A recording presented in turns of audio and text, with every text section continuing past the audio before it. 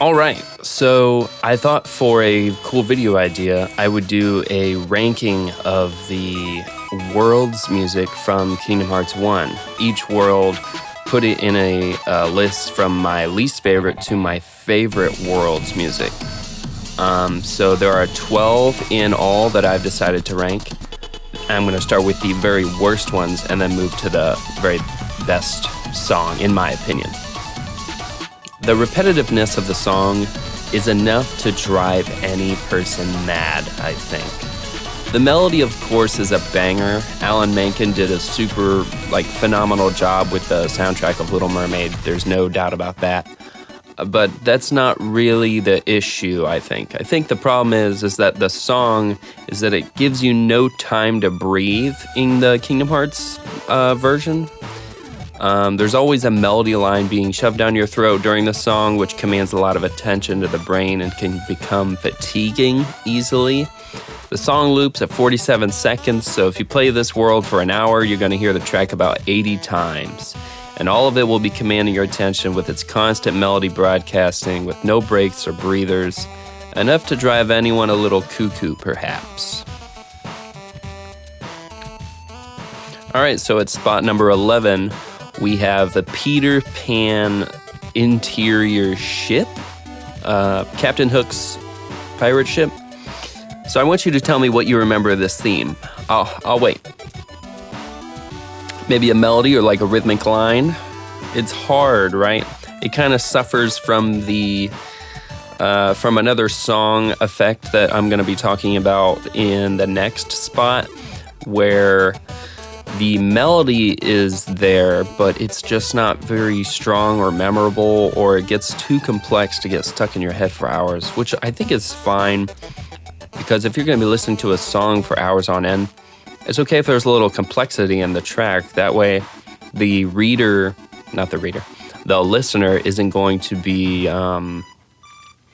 bored after the first loop, I guess. There'll be like little breadcrumbs for them to pick out as they're listening to the song over the course of an hour or two. A song's worth, of course, is not solely derived from its ease of melody humming, but a perfectly done Peter Pan pirate ship song may always be destined to not be memorable, I suppose. Maybe the setting just doesn't leave itself for a memorable melody. Who knows? Okay, so next on the list, Agrabah, number 10. I think this song suffers because it's paired with my least favorite Kingdom Hearts 1 world, unfortunately. It's a very complex song when it comes to melody. There's a lot of layers going over top of each other, and the violin that does play, that is the melody, is it's not as, in your face as other melodies in the worlds are, it's fine. Like I said, a song's worth is not linked to how easy it is to hum its melody. But the whole song, it's just, I couldn't have told you what the melody of the song was before actually listening and playing with it. But I think that's a me problem. So maybe it's just because it's in Agrabah and I hate Agrabah. So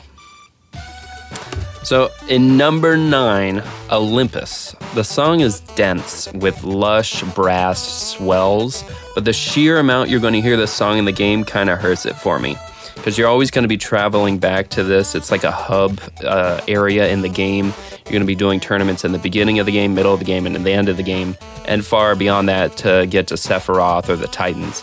It feels like a graduation song almost, which I kind of like. And it feels like one of the shorter songs in the world's song list, which may explain the repetitiveness. Maybe I'm just going crazy, but yeah.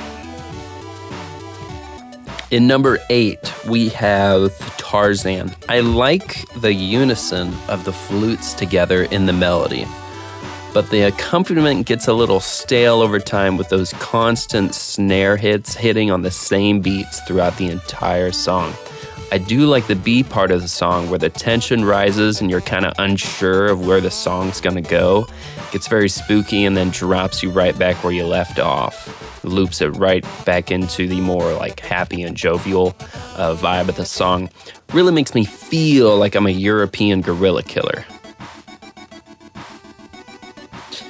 Next, we have Monstro, number 7. We're getting up into some songs that I really enjoy and have listened to on like my own separate occasions outside of actually playing the game.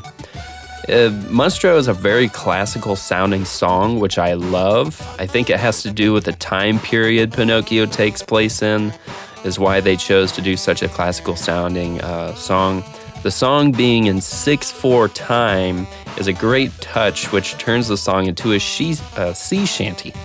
She sells seashells. Maybe some sounds from Monstro's body would have been a nice atmospheric touch in the track.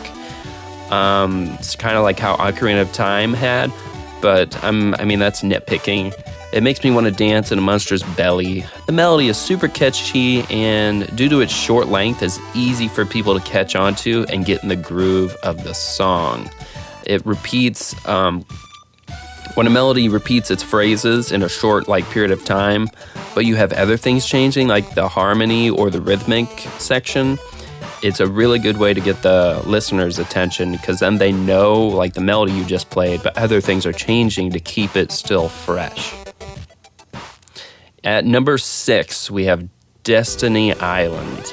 The texture of the percussion in this track is like ear candy. The piano might have actually just been recorded in by Yoko herself, since she studied piano in college. Love the playfulness and the melody of the piano. Reminds me of Mario Beach songs. It really lets you know the game you're about to play is going to have great music and doesn't take itself too seriously all the time. The trumpet accents are also a great touch and add a salsa-like flair to the song, like an island vibe. Many consider this the best world theme in the game, but it gets a tad repetitive to me with the constant rhythm of the 16th notes. It's like throughout the entire song. I think it was a great way of keeping tension high with adding a lot of complexity or big sudden changes to the song. The organ is a nice touch here and adds to the choirs with its grandiose effect it conveys. Overall, a great track, but I think would benefit from a second rhythmic section. And number 4, we have Halloween Town. Yoko did Danny Elfman's version justice. Didn't stray off the original too much, but what we got was a super pleasant arrangement without the monster voices from the movie, which can be jarring over long listening periods. The loop is good. I just really like Nightmare Before Christmas, so I'm kind of biased on this one. A+ on the vibes, and yeah. Number 3, we have Traverse Town. The mix on this thing is amazing. It is so clean. You can hear everything. It's crispy. It's like butter on the ear holes. The melody is infectious. The timbre of the saxophone is amazing. I think it's the saxophone. It's either saxophone or some kind of woodwind instrument, but the texture on it is really good. Those really smooth, kind of quiet sax lines that come in that then change into the powerful upper notes register for the saxophone later on in the track's melody. Reoccurring in the game, so it gets stuck in your head, of course. Jazz makes sense. It makes sense that it's a jazz track for a town and a city. The walking bass in this track is fantastic and smooth. The choirs in the background add a great magical element to it as well. Passing the melody off to another instrument could have been nice in the song, because you do hear the saxophone a lot. But again, that's just nitpicking, to be honest. Number 2, Wonderland. Yoko likes to import... For number 2, I have Wonderland. Yoko likes to incorporate lots of marimbas into her work, I've noticed, and it fits very, very well here. The most classically satisfying track of the world's themes, I would say. Out of all the classical songs that are world-based, this is my favorite. The handoff between the instruments is phenomenal and fits so well with the next parts coming up. The melody of the violin is amazing when that comes in. The reverb of the marimba is very pleasant, adds a big space, makes It adds to the space of the reverb of the marimba is super pleasant, adds a nice space, acoustic to the sound instead of being just dry as like somebody playing the marimba directly on your eardrums.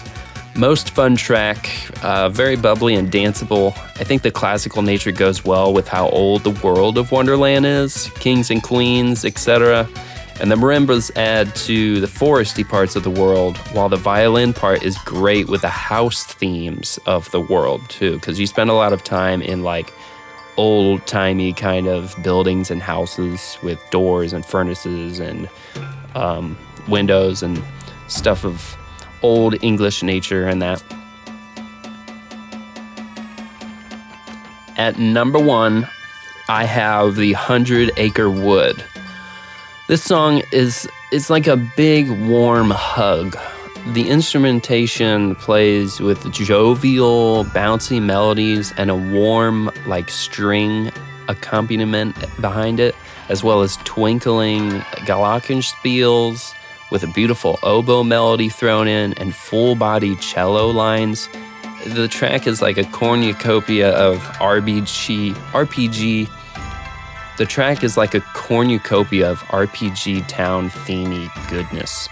It perfectly balances texture, focus, and melody to focus. It perfectly balances texture and focus on the melody. It perfectly balances texture, focus, and melody to me, and is a joy to encounter when I do the Winnie the Pooh side quest every playthrough. Hands down. 10 out of 10. Yeah. So yeah, leave a comment in the section. Tell me if you agree. Tell me you think I'm a doo-doo head or you think these are the worst takes of all time. But thanks for watching and have a good day.